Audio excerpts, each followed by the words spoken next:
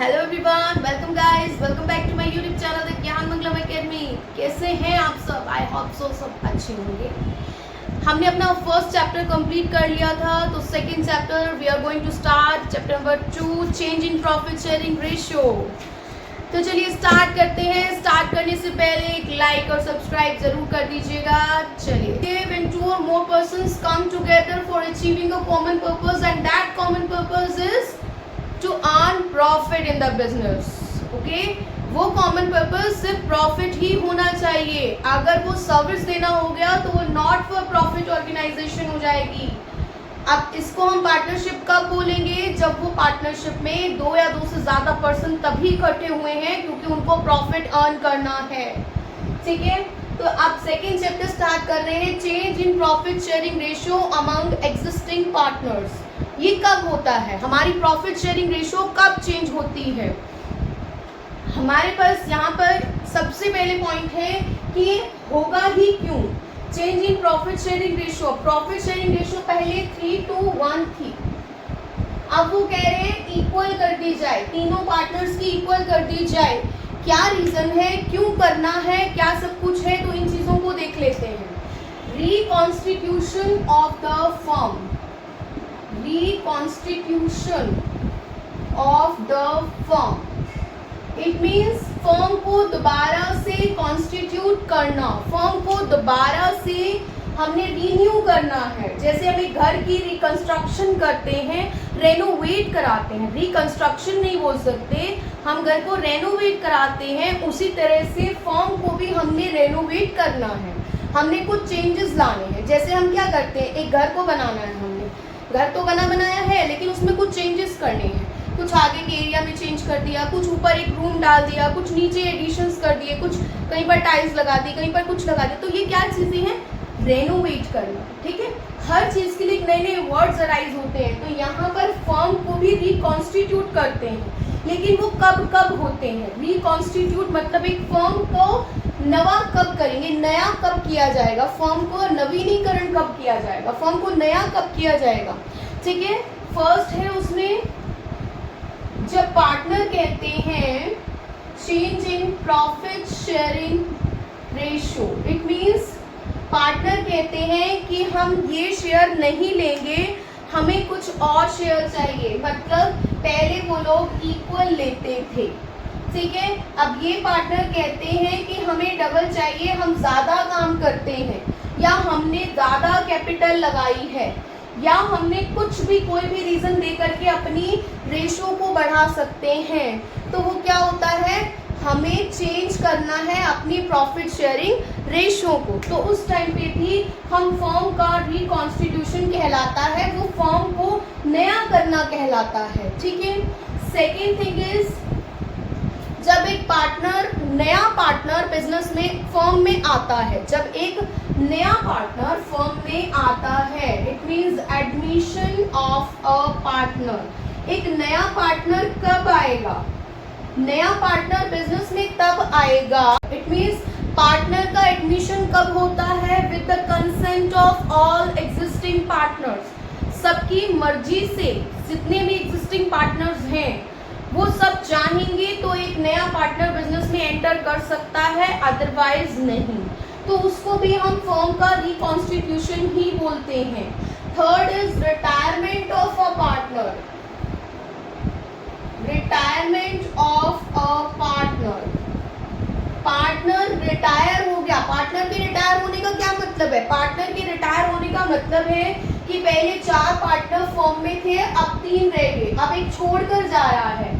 ठीक है, छोड़कर अपनी मर्जी से जा रहा है, या फिर कुछ भी रीजन हो सकता है, उससे काम नहीं हो रहा, या कुछ भी, अब उसके पास पैसे नहीं है, या कुछ भी है, वो फर्म से स्विच ऑफ करना चाहता है। ठीक है, वो फर्म से जाना चाहता है, तो उसको कहते हैं रिटायरमेंट ऑफ अ पार्टनर। उसके बाद फोर्थ है हमारा death of a partner, death of a partner. किसी पार्टनर की डेथ हो जाती है, पहले 3 पार्टनर थे, अब 2 ही रह गए, तो वो क्या है, किसी पार्टनर की डेथ हो गई तो उसके बेस पर सारा जितना भी उसका शेयर बैठेगा वो उसको हैंड ओवर कर दिया जाएगा, जो उसका लीगली ऑनर होगा, जो भी उसके बेस पर उसका बेटा भी हो सकता है, उसकी वाइफ भी हो सकती है, कोई भी हो सकता, उसका ब्रदर सिस्टर कोई भी हो सकता है, तो हम उसको सारा हैंड ओवर कर देंगे जितना भी शेयर उसका बचा हुआ होगा फर्म में। उसके बाद है amalgamation of two existing firms या पार्टनरशिप फर्म्स। फिफ्थ है हमारा amalgamation of two partnership firms. It means कोई भी दो पार्टनरशिप फर्म जब अमलगामेट होती है, एक फर्म दूसरे को एक्वायर कर लेती है, दूसरे में मर्ज हो जाती है, तो हम उसको क्या कहते हैं, अमलगामेशन। इट मीन्स इस फर्म में भी 4 पार्टनर्स हैं और इस फर्म में भी 3 पार्टनर्स हैं, तो टोटल कितने पार्टनर्स हो जाएंगे अब, 7 पार्टनर्स। तो उस केस में भी फर्म को रिकॉन्स्टिट्यूट करना पड़ेगा। रिकॉन्स्टिट्यूट करने का क्या मतलब है, रिकॉन्स्टिट्यूट करने का मतलब है कि हमें कुछ चेंजेस लेके आने हैं फर्म में। क्या चेंजेस होंगे, हमें अपनी प्रॉफिट शेयरिंग रेशियो को चेंज करना है, ठीक है, हमें, क्योंकि कोई ना कोई पर्सन कोई सेक्रीफाइस कर रहा होगा, कोई गेन कर रहा होगा। एडमिशन के टाइम पर कोई सेक्रीफाइस कर रहा होगा तो कोई गेन कर रहा हो, क्योंकि अब एक नया पार्टनर आया है, मान लीजिए 60,000 का प्रॉफिट है और पहले 3 पार्टनर्स में 20-20-20 डिवाइड हो जाता था, अब वो क्या होगा, 4 पार्टनर्स में बढ़ जाएगा 15,000 15,000 15,000 15,000। इट मीन्स 5,000 तीनों पार्टनर्स को सेक्रीफाइस करके 4th पार्टनर को देना होगा। That is admission of a partner. तो इट मीन्स कुछ ना कुछ चेंजेस आएंगे, तो उस टाइम पे फर्म का रिकॉन्स्टिट्यूशन होगा। Retirement of a partner, partner के रिटायरमेंट होने का मतलब है कि एक पार्टनर चला गया है छोड़कर, तो जब वो जाएगा तो जितने टाइम उसने कुछ काम किया तो उसके जितने भी रिजर्व्स उस टाइम तक लेकर के जितने भी रिजर्व्स बनेंगे up to the date of retirement उस ईयर के, वो उसको दे दिए जाएंगे पुराने रिजर्व्स, ठीक है। एक्यूमुलेटेड रिजर्व्स होते हैं, एक्यूमुलेटेड प्रॉफिट्स होते हैं, प्लस प्रॉफिट्स अब तक जितने भी उसने कमाए हैं up to the date of retirement, plus जो भी उसका गेन होगा वो सब उसको दे दिया जाएगा। सेम केस डेथ के केस में होगा। अमलगामेशन में हमारे यहाँ पर पार्टनर्स क्या हो जाएंगे, इकट्ठे हो जाएंगे, ठीक है, तो वो मिल करके काम करेंगे, तब भी उसको क्या कहते हैं, रिकॉन्स्टिट्यूशन ऑफ द फर्म। तो इस चैप्टर में हम पढ़ने जा रहे हैं अपना first topic, change in profit sharing ratio among the existing partners, ठीक है, अमंग द एग्जिस्टिंग पार्टनर्स की प्रॉफिट शेयरिंग रेशियो पहले वो 1:1 लेते थे, अब पहले फर्स्ट और सेकंड पार्टनर कहने लगा है कि हमें इससे डबल चाहिए, क्योंकि हम इससे डबल मेहनत करते हैं और डबल हमने इन्वेस्टमेंट की है, तो वो कुछ ना कुछ रीज़न दे रहे हैं कि हमें इससे ज़्यादा शेयर क्यों चाहिए, ठीक है। तो उस केस में हमें क्या करना है हम देखते हैं। तो आज इस टॉपिक को पढ़ेंगे, change in profit sharing ratio. तो फर्स्ट मैं आज करा रही हूँ change in profit sharing ratio. Change in profit sharing ratio में सबसे पहले हमारा टॉपिक आता है सैक्रिफाइसिंग रेशियो। सैक्रिफाइसिंग रेशियो क्या होती है कि किसी भी पार्टनर को सैक्रिफाइस करके बाकी के रिमेनिंग पार्टनर को गेन होगा। किसी को सैक्रिफाइस करना पड़ेगा तो किसी को गेन हो जाएगा, तो वो क्या हो जाएगी आपकी सैक्रिफाइसिंग रेशियो। तो वो कैसे डिटरमाइन करते हैं, हम लोग किस तरह से कैलकुलेट करते हैं, old ratio minus new ratio. इसका मतलब क्या हुआ, अगर पहले किसी पार्टनर को 20 मिल रहे थे, अब उसको 15 मिल रहे हैं, इट मीन्स वो 5,000 रुपये दूसरे पार्टनर के लिए सेक्रीफाइस कर रहा है, ठीक है, वो 5,000 रुपये दूसरे पार्टनर के लिए सेक्रीफाइस कर रहा है, और जिसको मिल रहे हैं वो क्या कर रहा है, गेन कर रहा है। जिसको मिल रहे हैं वो क्या कर रहा है, गेन कर रहा है। तो गेनिंग रेशियो का हमारा क्या फॉर्मूला होगा, गेनिंग रेशियो का new ratio minus old ratio. इसी को रिवर्स कर दीजिए, new ratio minus old ratio, ये हमारा क्या आ जाएगा, गेनिंग रेशियो, ठीक है। तो चलिए स्टार्ट करते हैं अपने questions. Illustration number 1, Bhim, Arjun, Nakul, 3 partners हैं। मैं करा रही हूँ आपको डीके गोयल की बुक से, अविचल पब्लिशिंग कंपनी से ये पब्लिश हुई है book, D K Goyal CBSE +2 class. Bhim, Arjun, Nakul were partners in a firm sharing profit and losses in the ratio of 4:3:3 with effect from 1st April. Chapter 2 illustration number 1। देख लीजिए ratio कितनी है, 3 partner है, Bhim, Arjun, Nakul. Ratio क्या है, 4:3:3। With effect from 1st April, they agreed to share profits equally. 1 अप्रैल से उन्होंने कहा कि हम अपनी रेशो को चेंज कर रहे हैं और 1:1 रखना चाहते हैं। Indicate each partner's gain or sacrifice due to change in ratio. Formula हमारे पास है ही, तो हम इसको कैसे कैलकुलेट करेंगे, देखिए 4:3:3, ए का शेयर कितना होगा, 4 + 3 + 3 कितना हो गया, 4/10। तो हमारा फॉर्मूला है all ratio minus new ratio, तो इट मीन्स ऑल रेशो 4/10 और 1/3, सम ऑफ रेशो 1/3, ये कितना आ जाएगा,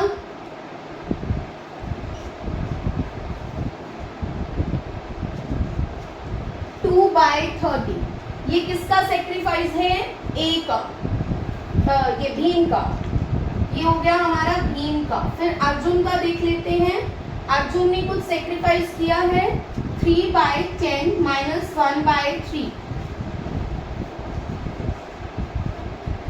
ये गेन कर रहा है 1/30। इसको कितना मिल रहा है, गेनिंग है इसका, कितना 1/30, और ये सेक्रीफाइस कर रहा है। सी का भी देख लेते हैं, नकुल का, नकुल को आप कैलकुलेट कर सकते हो, 3/10 - 1/3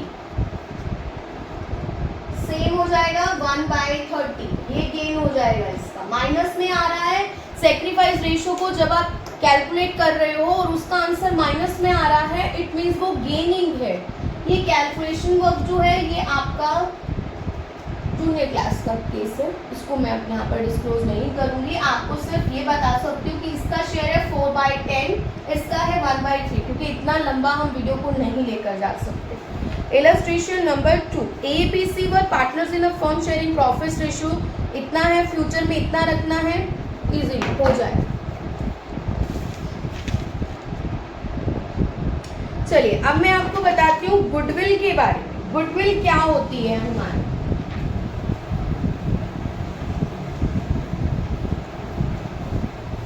थोड़ा सा गुडविल के बारे में आज डिस्कस करेंगे। गुडविल क्या होती है,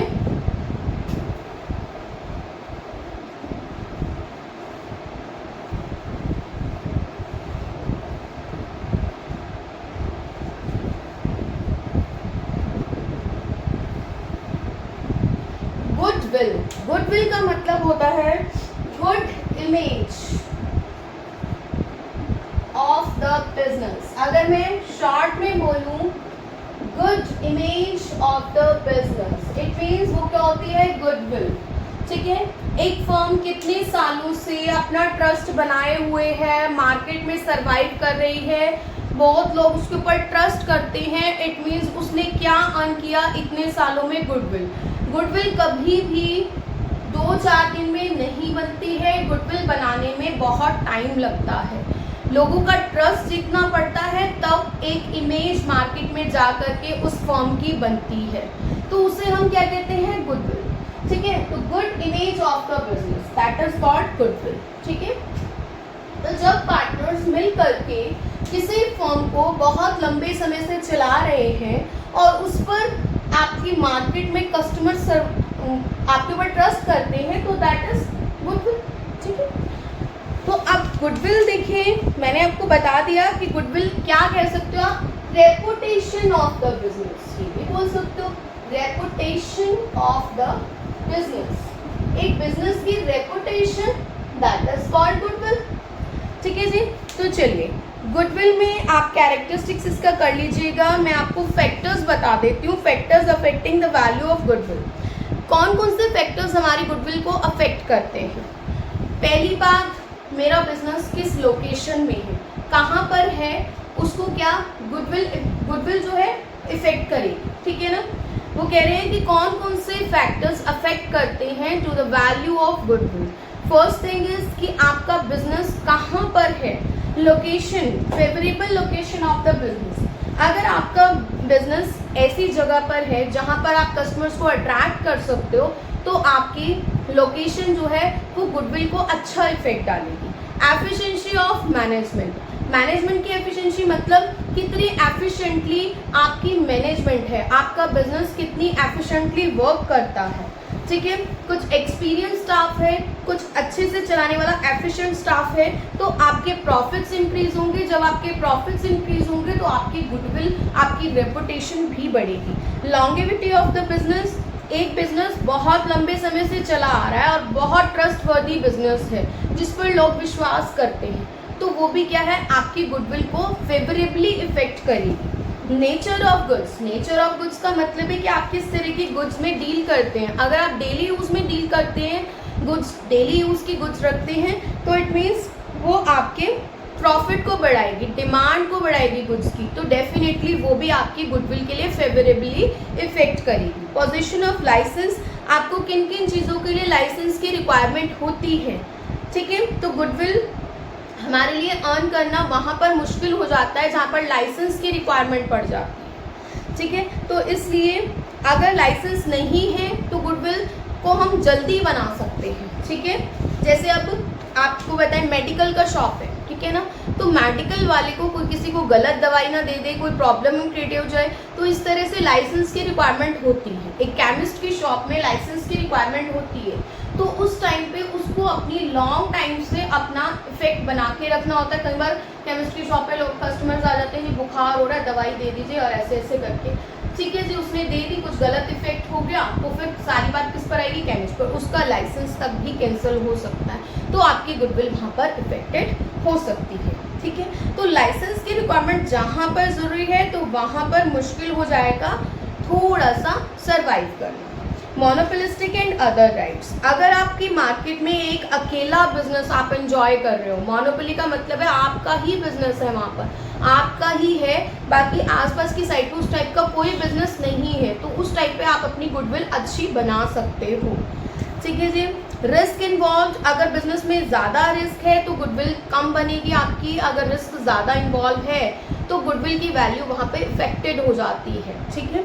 ट्रेंड ऑफ प्रॉफिट, जिस तरह से प्रॉफिट्स अगर ज़्यादा बढ़ जाए तो गुडविल भी हमारी ज़्यादा हो जाती है। अगर प्रॉफिट कम हो रहे हैं, अगर प्रॉफिट्स आपके कम हो रहे हैं और अनसर्टेन है, तो उस टाइम पे गुडविल की वैल्यू भी आपकी कम हो जाएगी। फ्यूचर कंपटीशन, अगर इस तरह की गुड्स हैं जिसमें ज़्यादा से ज़्यादा आपको कंपटीशन फेस करना पड़ता है, हर बार कंपटीशन फेस करना पड़ता है, तो उस केस में भी आपकी गुडविल इफेक्ट होगी, ठीक है, रिड्यूस हो जाएगी, ठीक है। कुछ और फैक्टर्स हैं, जैसे आपके इंडस्ट्रियल रिलेशंस कैसी हैं, गवर्नमेंट रेगुलेशंस को आप कितना मानते हैं, कुछ पॉलिटिकल कंडीशंस कैसी हैं, रिसर्च एंड डेवलपमेंट कितने एफर्ट्स डालते हैं, आप नई नई रिसर्च करते हैं, क्वालिटी इंप्रूव करते हैं, ठीक है। आपने किस तरह से एडवर्टीजमेंट किया हुआ है, किस तरह से अपने प्रोडक्ट को बहुत ज़्यादा पॉपुलर किया हुआ है एडवर्टीजमेंट करके, तो वो सब सारी बातें आपकी गुडविल को इफेक्ट डालती हैं, ठीक है जी।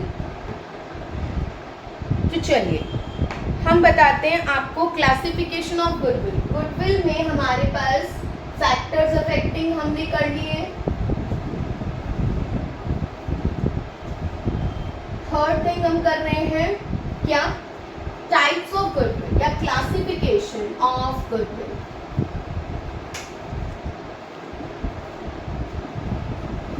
Classification of goodwill, it means दो तरह की हमारी गुडविल होती है, एक होती है हमारी परचेज्ड गुडविल, एक होती है हमारी सेल्फ जनरेटेड गुडविल।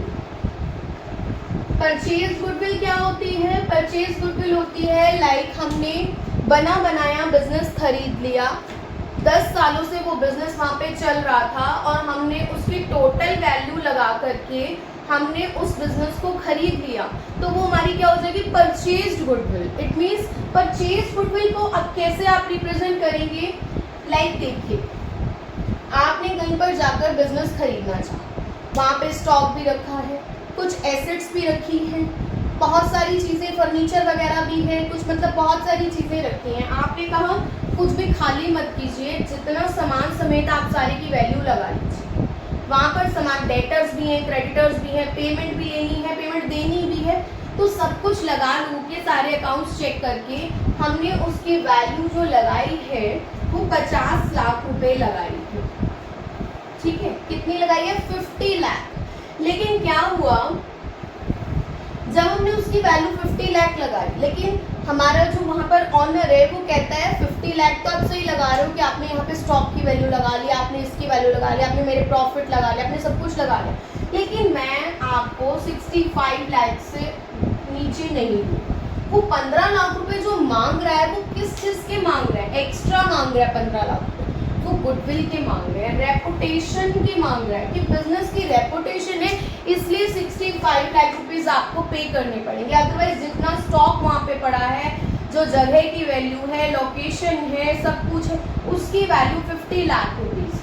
ठीक है, बना बनाया बिजनेस है, सब कुछ है, उसकी वैल्यू 50 लाख रुपीस है। डेटर्स, क्रेडिटर्स, एसेट्स सब कुछ आपने पे भी करना है, लेना भी है, बेच करके जब भी आप इतना लगाओगे तो आपको 50 लाख रुपीस मिल जाएंगे। लेकिन वहाँ पे आप 65 लाख रुपीस पे कर रहे हो, तो एटलीस्ट 15 लाख रुपीस आप किस चीज़ के दे रहे हो यहाँ पर? गुडविल की। तो वो होती है परचेज गुडविल, कि आपने बनी बनाई गुडविल को खरीद लिया। सेकेंड होती है self generated. Self generated goodwill का मतलब है कि आप मेहनत कर रहे हो। आप क्या कर रहे हो? जनरेटेड गुडविल का क्या मतलब है कि आप खुद से अपनी गुडविल क्रिएट कर रहे हो, खुद से अपनी रेपुटेशन बना रहे हो, तो वो होती है हमारी सेल्फ जनरेटेड गुडविल। ठीक है जी। सेल्फ जनरेटेड गुडविल का क्या मतलब है कि आपने लॉन्ग टाइम से बिजनेस स्टार्ट किया हुआ है, ठीक है, उस टाइम पे आप कुछ भी अपनी वैल्यू नहीं लगा सकते, जजमेंट नहीं कर सकते, आप सिर्फ एक सब्जेक्टिव जजमेंट कर सकते हो वैल्यू की। ठीक है ना, तो वो क्या होती है, जिसको आपने बुक्स में रिकॉर्ड नहीं किया, तो वो सेल्फ जनरेटेड होती है। ठीक है, तो सेल्फ जनरेटेड गुडविल का क्या मतलब है? सेल्फ जनरेटेड गुडविल का मतलब होता है जो बहुत सारी चीज़ों से, बहुत सारी ऑनगोइंग बिजनेस प्रोसेस से आपकी जनरेट होती है। मतलब आपने बिजनेस करते हुए खुद से जनरेट की है अपनी गुडविल, खुद से अपनी वैल्यू बनाई है, तो उसको कहते हैं सेल्फ जनरेटेड गुडविल। यहाँ पर तो आपने बना बनाया बिजनेस खरीद लिया, उसकी वैल्यू है, अब वहाँ पर कोई और चलाएगा सेम बिजनेस, कोई और ओनर आ गया, तो वो क्या है? Purchase goodwill. और सेल्फ जनरेटेड क्या है कि आपने खुद से जनरेट कर रहे हो, ऑनगोइंग प्रोसेस के थ्रू आप मतलब चला रहे हो, बहुत लॉन्ग टाइम हो गया आपको बिजनेस चलाते हुए, तो वहाँ पर आपके बिजनेस की क्या रेपुटेशन निकल के आई है, तो वो होता है सेल्फ जनरेटेड गुडविल। ठीक है जी।